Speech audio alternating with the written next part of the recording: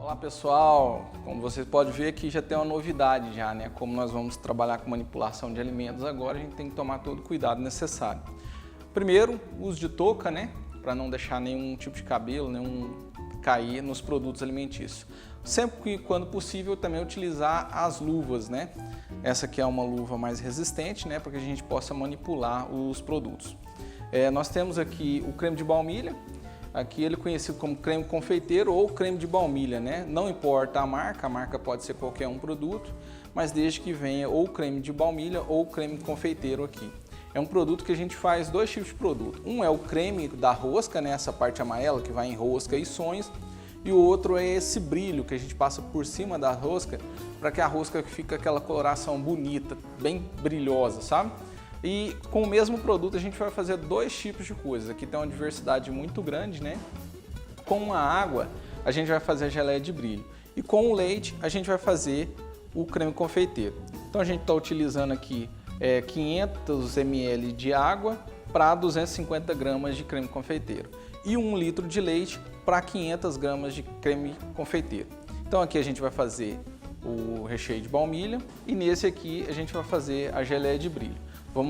Todos os dois precisam estar aquecidos em temperatura acima de 100 graus, né?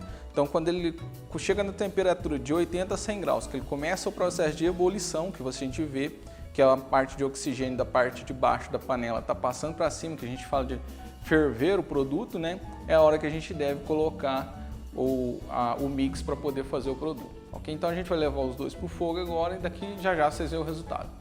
Bom, e aqui, pessoal, como a gente estava falando no vídeo anterior, a gente está colocando aqui, assim que a água entra em processo de ebulição, a gente vai colocar o produto para ele ficar como se fosse uma gelatina, né? Um produto gelatinoso, 500 ml de água, 250 gramas de creme de baunilha.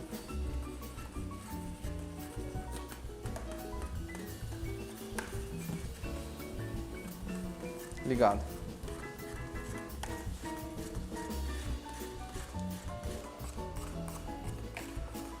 Aqui, como vocês podem ver, ó, é uma geleia.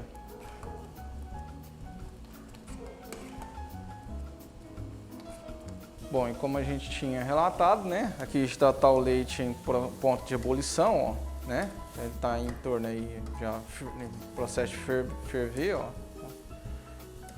Então agora a gente vai adicionar aí o creme confeiteiro. Primeiro eu vou desligar, baixar um pouco o fogo. E agora eu já vou adicionar o ingrediente. Esse aqui já é para fazer o recheio creme confeiteiro.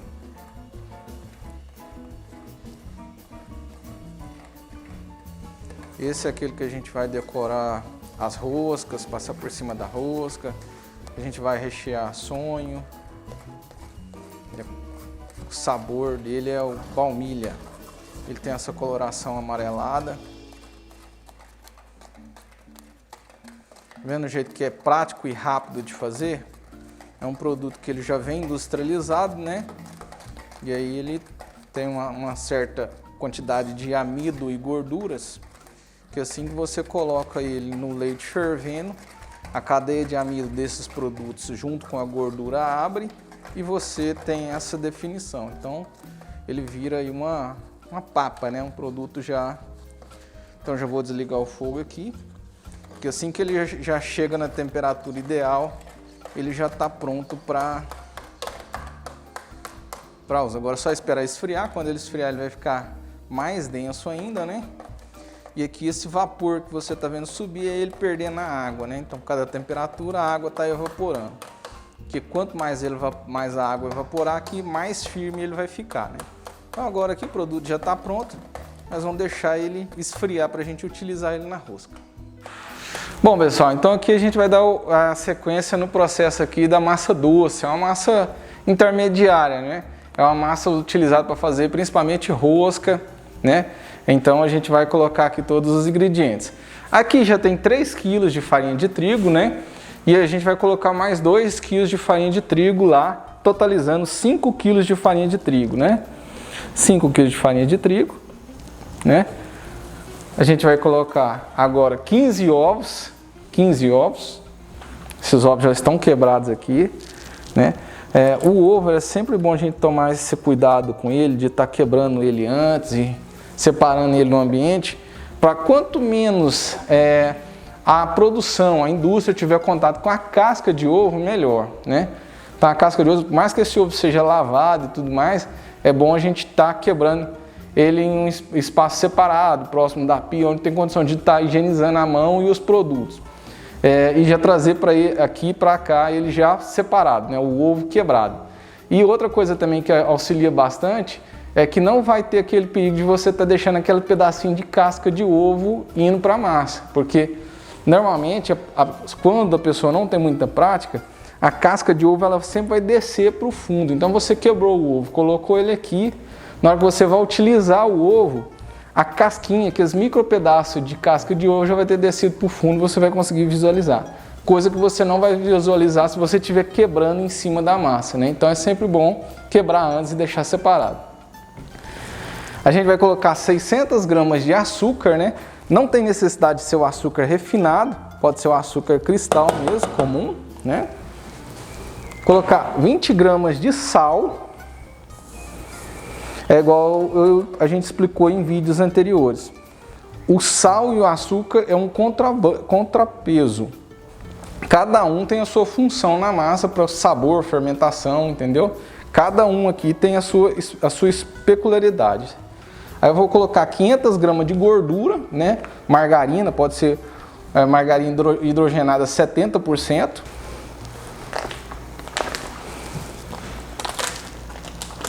Então é um modelo de gordura, né? A gordura que a gente está colocando aí para estar melhorando.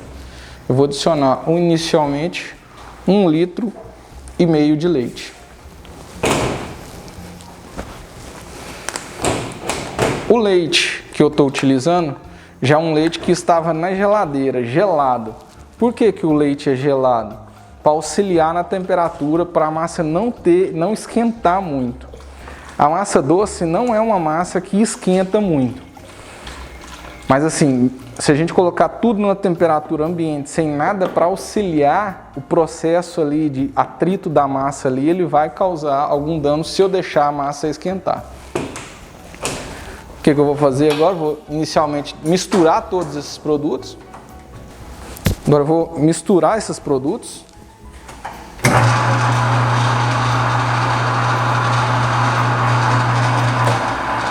E agora que eu misturei o sal e o açúcar na farinha de trigo, eu vou acrescentar 60 gramas de fermento. Fermento seco.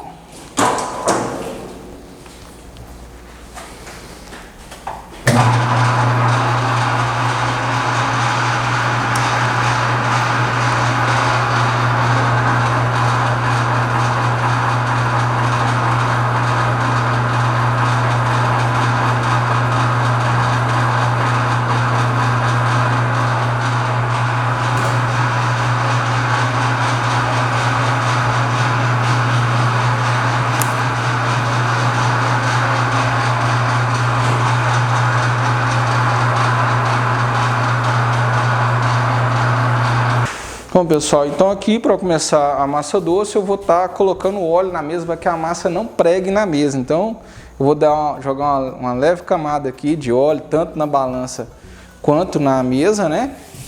Aqui, então a massa já está praticamente no ponto de véu. Vou estar tirando aqui, né, para a gente poder fazer a análise. Vou ignição, bater.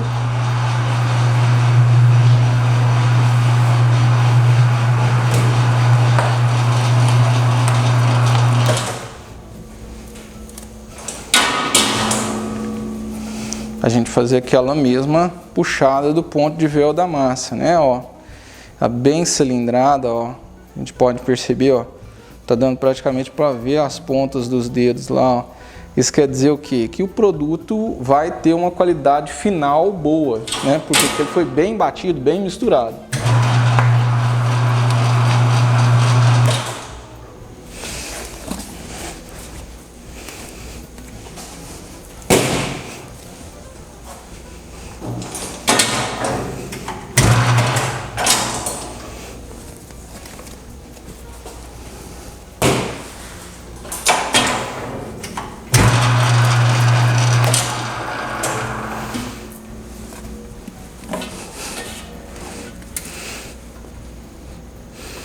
E nessa massa aqui a gente vai fazer um teste de fermentação. O que é um teste de fermentação?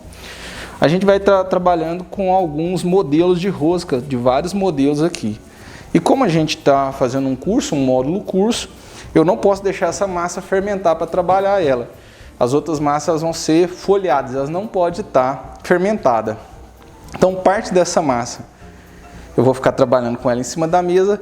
Parte dessa massa eu vou guardar ela na geladeira, porque a gente já olhou a respeito do processo de fermentação, e o processo de fermentação é o seguinte: quando eu chego na temperatura de até 10 graus, o fermento ele adormece, então ele vai adormecer um pouco e não vai fermentar, então eu vou colocar ela na geladeira.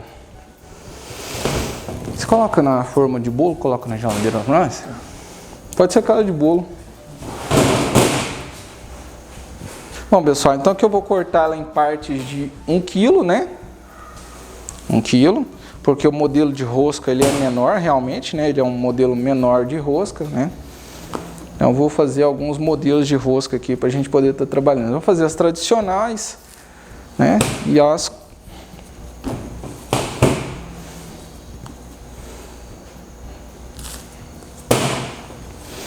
Então a gente fez esse processo que a gente acabou de fazer, de colocar parte da massa na geladeira, é justamente para que ela não fermente enquanto a gente estiver trabalhando ela. Porque senão ela começa a fermentar, criar bolhas de oxigênio e a gente não consegue trabalhar ela de uma forma legal. Essa técnica de parar a fermentação da massa, ela é usada até mesmo para o congelamento.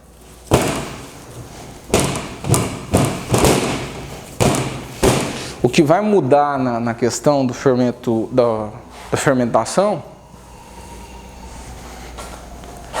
é que eu não posso, não é o que tira a qualidade do produto, não é eu parar a fermentação ou congelando. É que no processo de fermentação eu tenho um ressecamento da massa. É o que faz com que a qualidade da massa não fique a mesma do produto congelado. O pão, as massas têm menos facilidade de perca de água durante o processo de fermentação. Mas um exemplo bom é o pão de queijo. Você pode ver que muitas das vezes a gente vai comprar o pão de queijo congelado, ele fica rachado em cima, várias rachaduras em cima, justamente por causa do processo de ressecamento que ele passou durante o processo de fermentação. Então aqui agora a gente vai dividir, né, em 30 pedacinhos, aquele mesmo processo que a gente fez com o pão, né? Coloca ela aqui, aperta para esmagar e dividir.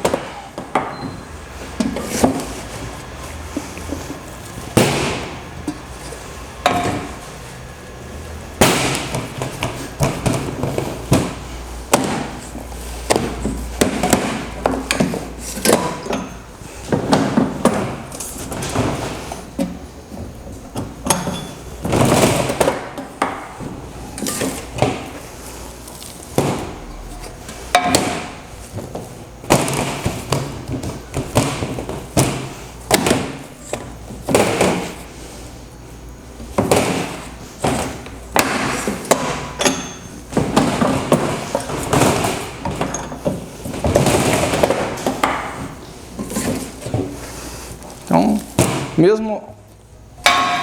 a mesma sequência que a gente fez com os pães, a gente vai fazer com a massa de rosca. A gente vai abrir ela um pouco. Bom, pessoal, então aqui a gente vai continuar dividindo a massa, né? O César já está aqui modelando ela de forma que ela vai descansando, né? Ela vai descansando, porque quando a gente vai... A massa, a gente já estava falando isso a respeito do treinamento das massas no pão francês. Quando eu termino de bater ela, que ela sai da maceira, as cadeias de glúten estão todas rígidas, porque ela estava sendo esticada. Então, quando eu tiro ela aqui, que eu ponho ela na mesa, eu não posso já chegar e modelar ela de uma vez. Por quê? Porque ela vai rasgar.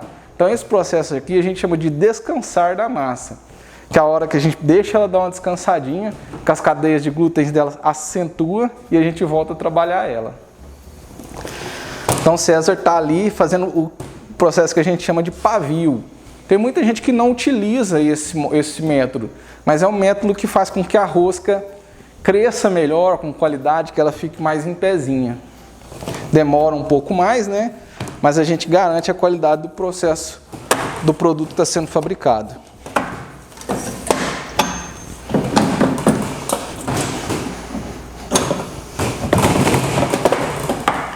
E uma outra qualidade que, quando a gente está fazendo esse processo, ela acaba acontecendo, é o seguinte: quando eu já vou terminando de dividir a massa e já vou modelando e colocando nas formas, a primeira forma que eu termino, ela já está mais fermentada do que a outra. E quando eu termino a última, ela está menos fermentada. Então a gente vai ter um pequeno deslize, porque uns produtos vai ficar maior do que o outro na hora que estiver assando. E dessa forma aqui não, a gente está trabalhando toda a massa ao mesmo tempo.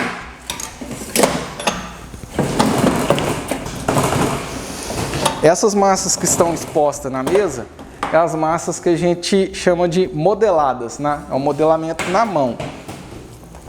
Aqui a gente vai fazer a tradicional, a caracol, a nozinho, né? Então agora a gente vai começar aqui a descansar. Bom, pessoal, aqui a gente está com a massa já descansada em cima da mesa, né? Toda a massa aberta. E a gente vai fazer alguns modelos de massa aí. A gente vai fazer, elas pode ver que é uma massa que, olha aqui, ó, olha, quando eu falo descansada, porque é o que eu consigo fazer com ela, ó. Se eu pegar uma massa que acabou de sair da maceira, na hora que eu fizer esse processo aqui, ela rasga. Então, por isso que a gente fala processo de descansar, né? Então, aqui a gente está os modelos que a gente vai trabalhar agora, né? Nós estamos iniciando com o caracol. Nós vamos fazer a tradicional, o nozinho, né? Essa trançadinha, né? São os modelos tradicionais de rosca que a gente vai estar trabalhando aqui agora. Okay? Algo muito importante de quando a gente vai colocar na forma é sempre a gente manter um padrão. Um padrão na hora de colocar o produto na forma. O mesmo padrão que eu coloco, igual aqui, eu vou colocar 5 rosquinhas aqui, por 4 aqui, sempre mantendo o mesmo padrão, porque eu não posso colocar ela muito afastada uma da outra, porque senão as laterais delas ficam ressecadas. Se eu colocar ela muito afastada da outra, de forma que na hora que assar ela fique afastada, eu vou causar um ressecamento na lateral da rosca. Isso é muito ruim para ela. Então o que eu vou fazer? Eu coloco ela mais próxima. Quando eu for assar, o calor do forno vai assar por cima e por baixo. E não vai ressecar a lateral do meu produto.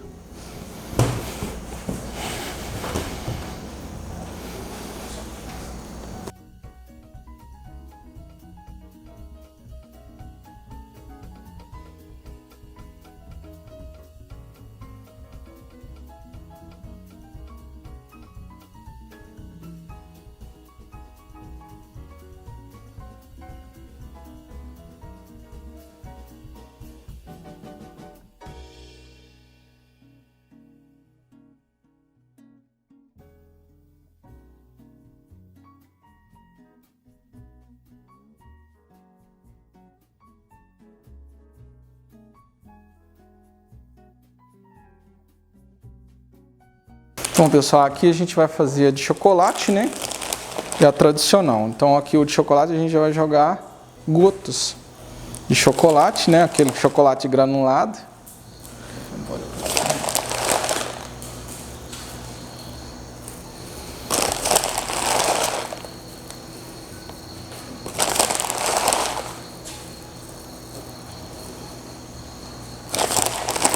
Então agora a gente vai enrolar os dois modelos. Lembrando que esse aqui é um modelo das folhadas, mas assim, o curso ele vai contemplar as mais tradicionais. A gente não consegue fazer o curso que consegue colocar todos, né? Então, agora que a gente vai mostrar como que é o modelo aqui de iniciar, para enrolar, a gente vai dobrando e puxando ao mesmo tempo. Sempre dando uma esticadinha, porque quanto mais ela enrolar aqui, mais ela vai ficar folhada.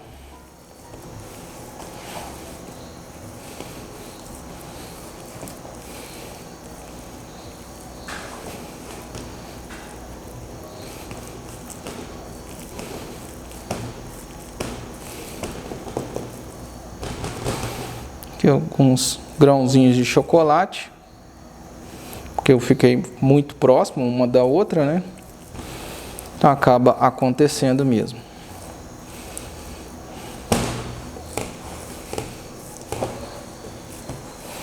Então é uma rosca recheada com baunilha, e a baunilha e coco, e a outra baunilha, coco mais chocolate.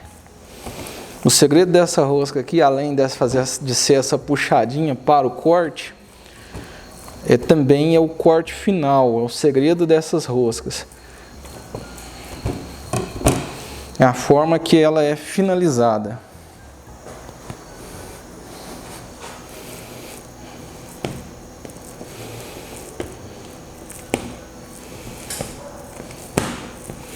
A gente vai puxando e enrolando, puxando a massa e enrolando ao mesmo tempo.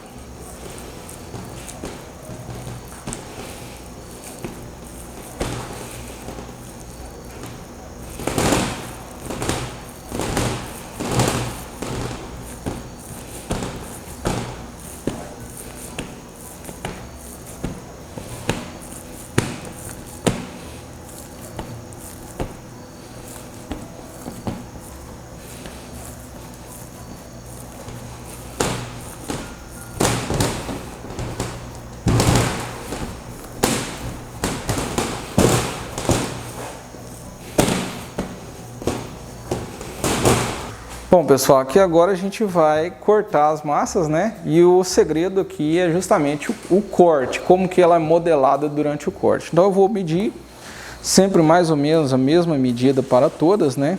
A gente vai achar uma forma de medir.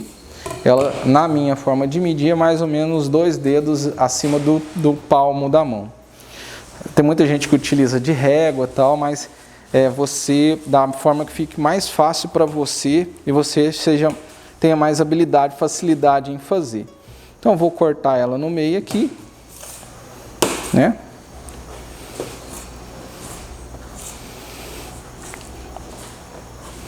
Corte bem no meio, tradicional. Vou abrir a primeira parte, colocar uma sobre a outra como se fosse um X e dobrar aqui. Então esse aqui é o formato que ela vai ficar.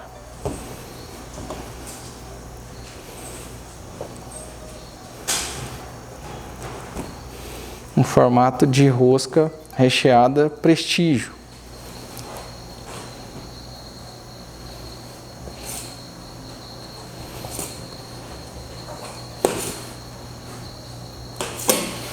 Sempre corte de forma que não fique pedaços desproporcional. Sempre você vai conseguir mesclar. Como aqui não foi feito com o cilindro, alguns ficam mais grosso do que o outro, porque a massa ficou um pouco mais grossa em algum determinado local. O que eu vou fazer? Eu vou pegar essa que está mais grossa e dividir com a que está mais fina, para não influenciar em uma rosca ficar maior do que a outra.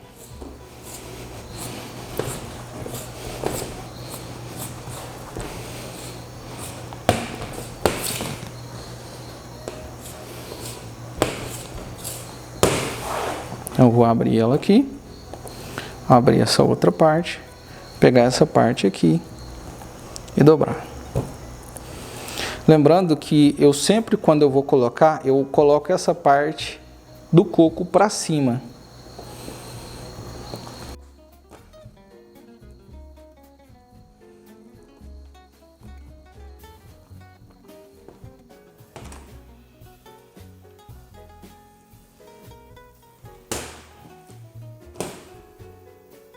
Então eu vou medir para que as partes fiquem proporcionalmente iguais.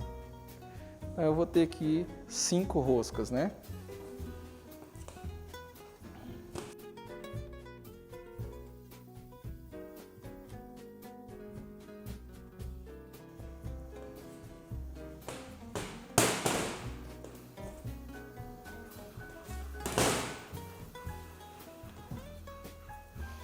Lembrando, pessoal, que sempre quando eu for fazer essa parte de trança dela aqui, eu tenho que organizar a rosca de forma que a parte do recheio fique para cima. Sempre dessa forma. A parte do recheio para cima. todas as vezes eu vou colocar a parte que é recheada para a parte de cima, a parte que ela é recheada. Porque se eu colocar ela dessa forma, ela não vai ficar bonita.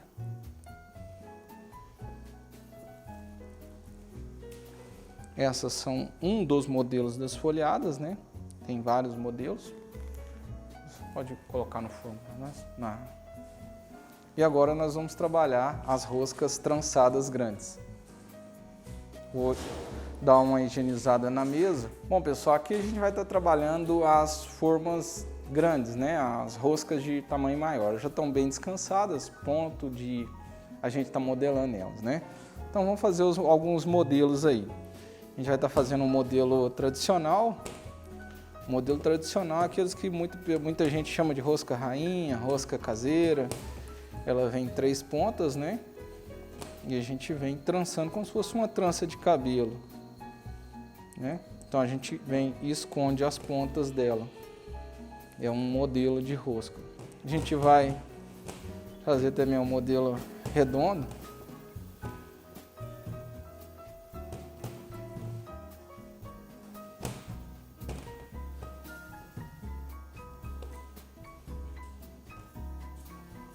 Que é esse modelo.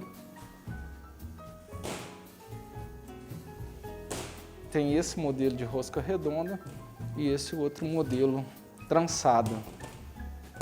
Um é trançado e o outro é só enrolado.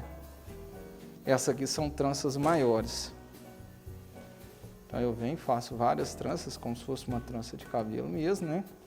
E depois venho e emendo as 2 pontas dela. Essa aqui é a rosca redonda trançada, né? Diferente dessa aqui, que é aquela só enrolada. Essa aqui. Então nós temos a trançada e a enrolada. Fazer mais uma daquele modelo de trança.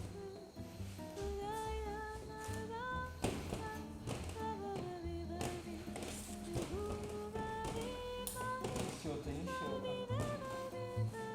Não cabe nada nesse cartão.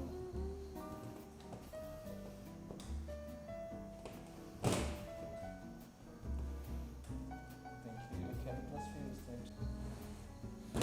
Não perder nenhuma rosquita. Vamos pintar que daqui 40 minutos isso aí já virou, foi... Pode tirar aqui?